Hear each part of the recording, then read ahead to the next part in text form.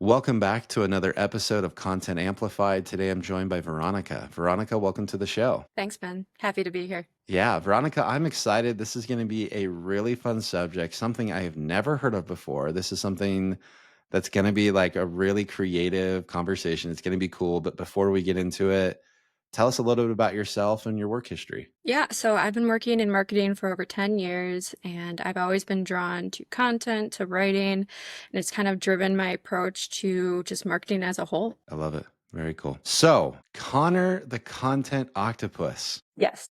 This is something that we were emailing about a little bit beforehand to talk about today. You have this concept. I have no idea what that means. Tell me a little bit more. Tell our audience what that means. Where did it come from? What does it represent? And how can it help us? Great question. So Connor the Content Octopus was kind of, for the background, was born out of almost frustration. I was working for a small company at the time who had no idea what they were doing with marketing. I was trying to explain how everything is kind of connected. So that's kind of the start of this. But if you envision an octopus, you'll have the head of the octopus with these tentacles. And in my case, it can be 8 or it can be 18, right? In this case, I was explaining how content as a whole has to lead up to something. So the head of the content octopus is kind of the goals of the business, the goals of marketing, the goals of content. And each tentacle is kind of like a content channel, if you will. So you have social media, you have paid ads, you have the website, and it's all leading up to kind of one little goal at the head of it, whether that's most often it's to get leads, brand awareness, just increase the brand's like authority or tone. It can be several different goals. So it kind of came out of this whole, I was explaining to this company, hey, here's what I want to do. And they weren't understanding it. So I started drawing, right? All those little tree graphs and everything in lines. And then it just kind of developed into this octopus. And I just defined it as now like a content ecosystem, if you will, that kind of impacts all of these moving channels and how it kind of links together and how they should all ebb and flow. And that's kind of where he started. I love that. That's so cool. And there's so many ways you could take that analogy. I can see, the whole system has to work together and everything Yes, moves in the same direction. It's all being controlled by one central, kind of point. exactly. So could you talk about like maybe a good example of like what a well executed content system would look like following the Connor, the content octopus kind of concept? What does that actually look like in practice? Great question. So what it looks like in practice is kind of the idea that, say you have a campaign, right? And now you have this main goal of getting people to the website. Let's say we want to do that and we want to convert them. So one of the ways we're going to do that is we're going to start looking at the audience. We're going to see what the audience is looking for. We're going to listen to what they're kind of talking about. Then we're going to kind of move that into pieces of content. For instance, let's go with an easy one, blog, right? Let's do that. So let's say we're looking for something along the lines of what is professional services? Easy education type of content, right? We have people searching that all the time. What does this mean, right? So we take that, we write the blog on it. Not only that, we have the blog that can also then move into the idea that it's going to now be social media. You have social media posts. You could do something like that to do with that blog, do the outreach with that. In short, you have social media out there, one tentacle, blog, another tentacle. And the goal is to get people to land on the web page, land on the social media post, and bring them all the way back to the head of the octopus. Really short, but it works because you can then turn into nurture leads, right? You can send out that same blog post in an email, right? If people are looking for it, your audience wants it, you send that out, you email it out, you lead them back to the website, they click into it. All of a sudden, they're now being led up to, hey, I want to talk more about this. Who do I contact? And that kind of brings it really short, but that's kind of the short tentacle side of it. So I love it. that's kind of That's how that awesome. goes. Yeah, it's a lot of fun. So with that analogy, does everything always start, like with the octopus, all the tentacles and all the legs and everything start from a strategy. They start from the brain, they start from that point and kind of move outward. Sometimes it seems like sometimes people have kind of like a bottoms up approach when it comes to content where they like, okay, I Absolutely. want this one blog post and all that. How does that work? Does it always need to start with a strategy and then disseminate to all the channels, or can it start with a channel and then work up to a strategy? What are your thoughts on that? So the idea is no matter what, you have goals that you're working for, and you want everything to support that goal, support that head. You want You don't want to put something out there for no rhyme or reason. And I know that does happen in a lot of companies. I've seen it happen. You'll have some stakeholders, some leaders will say, I want to write on this, and go ahead and make it go viral. That's very common, right? I feel like that happens a lot in our world. That's where you kind of drifted into, okay, well, what else can we get out of this, right? If we do have that one kind of one-off leg, how do we lead that back? Well, you can easily put that into other types of link, right? You have your backlink and you have your connection. Like, okay, here's a thought leadership blog for our nurture track if you guys are interested. Those can help with raising authority in the space, kind of position you in a really good role, but it would be a little bit better to set those goals. And you do get pushback, I know that, but setting those goals and always saying, how does this line up with this? Always measuring, always tracking, kind of saying, well, you can start over here, but I recommend starting here, and here's why. Love that. That's very cool. So when it comes to like this whole system, it sounds like content is always the start. It doesn't, we've talked about some of the tentacles being like some of these channels for distribution of content. Yes. But it also sounds like, your demand generation and maybe some other like really big initiatives also start from content. Is that kind of how it works in your opinion and how it should work? It absolutely should. So HubSpot, big company, big brand. I am checking them out all of the time. They kind of set this fantastic just example of how to do content right and how to do content strategy even better. So from their approach, and what I think is probably one of the better ones, is you have a piece of gated content. Say we're doing something like an ebook, right? You also have all these blogs to support kind of a similar topic, right?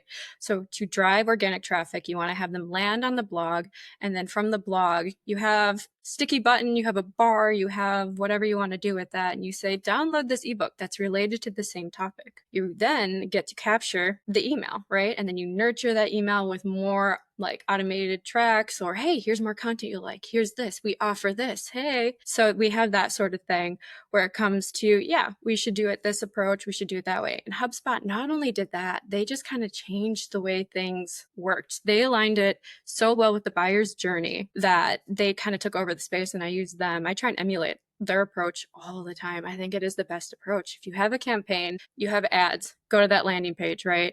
Same thing. Download that same ebook. Also, while you're looking for this ebook, you might want to check out some of this other related free public content, right? So I think that's where it plays in. So it absolutely is the backbone of a lot of campaigns. It should be. That's very cool. Yeah, I love that. Where do you see that shifting in 2025 with artificial intelligence? I think there's a lot of heated debate when it comes to, the SEO side of things and how content works and all that kind of stuff. Yes. Where do you think we're at? And maybe if I can be so bold, where do you think it's going? Great question. And that has been that is the fun one, isn't it? I love exploring that. I'm actually a big fan of looking into copyright law and AI. There's a professor here in Minnesota who actually kind of started that whole conversation 2 years ago. And I've been wanting to go and watch one of his seminars to actually talk about that copyright space, especially as it pertains to our world. So to start back, we all know in the content world that AI came about and everybody panicked. Everybody was like, this is going to take over our jobs. This is going to do this, this, and this. And everybody just panicked. And I looked at it and I was like, this is nothing to panic about. You're going to get stuff done a lot faster. It's a lot more fun. It comes up with other ideas. Not only that, it's the way people are actually interacting with it. It's copying that. It's better user experience, right? So if you say a certain word, it's going to emulate that back out. It's going to copy that out. And I think that's fantastic. So when people were panicking, I started exploring what tools are out there. What are these actually doing? And it was apples and oranges. Yes, they're both round, but they are definitely very different from the way that humans actually want to interact, right? It's fun and works for some degree, but it's not going to be the savior of giant content. It's not going to be, well, instead of a new content marketer, let's just give you this tool. It's not going to do that. What it does is it's amplifying all of our content expertise. It's putting it on blast. It's saying, you are great at this. Let's make this bigger. Let's make this wider. That's all it's doing. And it's going to continue doing that. And it's not going to take over roles. It's going to just make what you're doing even better. So I think that's where we're headed with it. I like it. That's awesome. So for anyone who's saying, okay, I kind of do, I've been going in this direction. I want to make content the core of the whole marketing motion. Where should they start? How can they kind of start to transition? Does it start with a whiteboard drawing of an octopus, or what does that look like to kind of transition over to that? I mean, yes, always start with the whiteboard, right? Or what happened, smart boards. I think those were a thing for a while too, or anything like that. Piece of paper. I would say start with your audience. What is your audience looking for, right? What are they asking? What are questions that they want in each, like top funnel, middle funnel, bottom of the funnel? Use that same language. Take what they've already kind of started and digging, ask them. Ask them questions. Start with what they want, what they need. One of my examples of that would be somebody says, if Ben, you say you're a hero, no one's going to necessarily believe that. But if I say Ben's a hero, your audience is going to more likely respond to that. And that's how you should actually pivot and kind of talk about that. They're saying this. So why are they saying this? Dig into that. So listen to your audience. And then from there, start with that evergreen core content.